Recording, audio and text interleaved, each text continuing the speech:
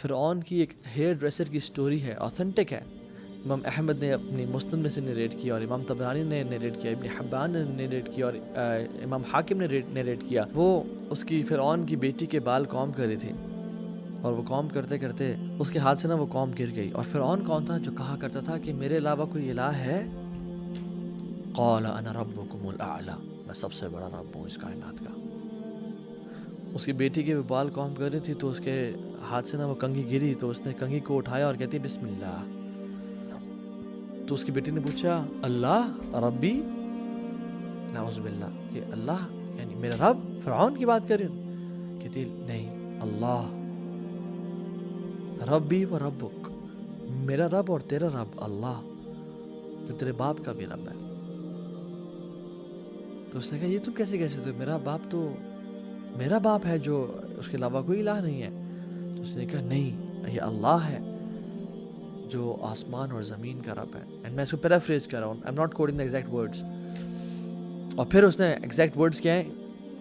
وہ لڑکی چلی گئی اپنے باپ کے پاس، فرعون کے پاس، کہ ہماری جو ہیئر ڈریسر ہے، ہماری جو نوکر ہے، خادمہ ہے، غلام ہے، وہ آپ کے علاوہ کسی اور کو رب مانتی ہے۔ اس نے کہا بلاؤ اس کو، کون ہے، کس کی جرت کیا ہے؟ بلایا اور کہا کہ تم نے کیا کہا ایسے کہ میرے علاوہ کوئی رب ہے؟ کہتی ہے ہاں۔ کون ہے وہ؟ کہتی ہے وہ اللہ ربی و ربک، میرا رب بھی اللہ ہے اور تیرا رب بھی اللہ ہے۔ فرعون نے کہا لاؤ مارو اس کو لیشز، اور اس کو وہ مارنا شروع ہو گیا لیشز۔ انہوں نے کہا اب مانتی ہو کہ میں تمہارا رب ہوں، میں تمہارا الہ ہوں؟ نعوذ باللہ من ذالک۔ کہتی نہیں، وہ اللہ ہے ربی و ربک، میرا رب اور تیرا رب۔ تو اس کو ٹارچر دیتا گیا، حتیٰ کہ اس کو بہت غصہ آیا۔ تو اس نے کہا ایک بہت بڑا برتن منگواؤ، جس میں انہوں نے تیل ڈالا، اور تیل کو ابالنا شروع کر دیا، اور کہا اس کے 5 بچے تھے، اس ہیئر ڈریسر کے 5 بچوں کو بلاؤ۔ اور جب 5 بچوں کو بلایا تو ایک کے بعد دوسرے کو پھینکتے گئے، اور اس کا ایک جو سب سے چھوٹا بچہ تھا وہ دودھ پیتا تھا، اس کے ہاتھ میں، اس کی گود میں تھا۔ وہ لوگ دلیر لوگ تھے، وہ لوگ غیرت مند لوگ تھے، وہ لوگ کمپرومائز نہیں کیا کرتے تھے، وہ حق کو حق سمجھ کے بولتے تھے۔ اور کس کے گھر میں؟ فرعون کے گھر میں۔ ہم لوگ تو مسلمان ملک میں، اسلام آباد پاکستان میں، جو بنا تھا لا الہ الا اللہ کی بیسس پہ، ہم یہاں پہ گمراہ ہو گئے، ہم نے یہاں پہ دین کو اون کرنا چھوڑ دیا۔ تو جب اس کا آخری بچے کو پھینکنے لگے، چھین لگے، تو اس کا دل نرم ہو گیا اور پگھل گیا، اور وہ پھسلنے لگی۔ تو اللہ رب العالمین یثبت اللہ الذین آمنوا بالقول الثابت فی الحیات الدنیا والآخرہ، جو لوگ ایمان والے ہوتے ہیں نا، اللہ تعالیٰ ان کو تثبیت اور اسٹیڈ فاسٹنس دیتا ہے، اور ہمت اور طاقت دیتا ہے۔ اللہ تعالیٰ نے اس کے بیٹے کو بلوا دیا۔ جو کچھ بچے ہیں نا کائنات کی ہسٹری میں جو گود میں بولے تھے، ان میں سے ایک فرعون کی ہیئر ڈریسر کا بیٹا تھا۔ کہتی ہے، وہ کیا کہتا ہے اپنی ماں سے؟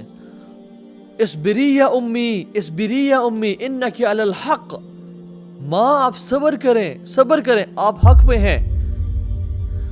ان اللہ قد وعدتکی بجنہ، اے میری ماں، اللہ نے آپ سے جنت کا وعدہ کر دیا، آپ صبر کریں، کمزور نہیں پڑنا۔ اور اللہ نے اس کو استقامت دی، اور اس کے بچے کو بھی لے کے انہوں نے پھینک دیا۔